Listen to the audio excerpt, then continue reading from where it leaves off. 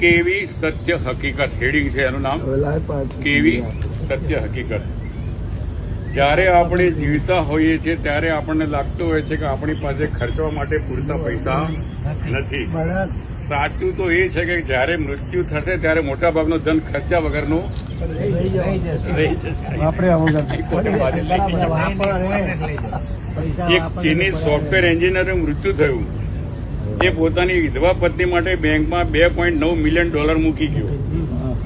પછી પેલી વિધવાએ જવાન નોકર સાથે લગ્ન કરી લીધા. નોકરે કહ્યું, હું હંમેશા વિચારતો હતો કે હું મારા માલિક માટે કામ કરું છું, પણ હવે મને સમજાવ્યું કે આ તો માલિક આખી જિંદગી મારા માટે જ કામ કરતા હતા. એટલે જરૂરી એ છે કે વધારે ધન ભેગું કરવાને બદલે વધારે જીવવું, સારા અને સ્વસ્થ શરીર માટે પ્રયત્ન કરીએ અને આપણે જે ભેગા થઈએ બરોબર છે. મોંઘા ફોનના 70% ફંક્શન બિનઉપયોગી રહી જાય છે.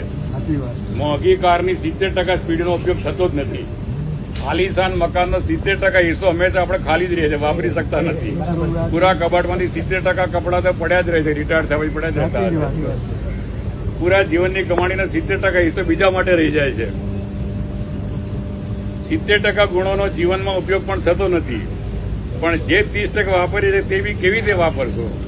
જયારે સ્વસ્થ હોય તો જ વાપરી શકો. એટલે સ્વસ્થ હોય તો પણ નિયમિત ચેકઅપ કરાવો, તરસ ના હોય તો પણ પાણી પીતા રહો, પોતાના અહમનો ત્યાગ કરો, શક્તિશાળી હો છતાં પણ સરળ અને સૌમ્ય રહો, ધનિક ના હો તો પણ પરિપૂર્ણ રહો, જીવનનો સાચો મતલબ સમજો. ભાગી જવું બહુ સહેલું છે, પણ જાગી જવું બહુ કઠિન છે.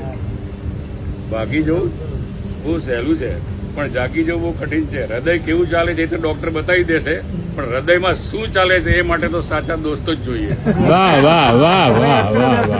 એમાં ના કામ કરે. બરાબર છે.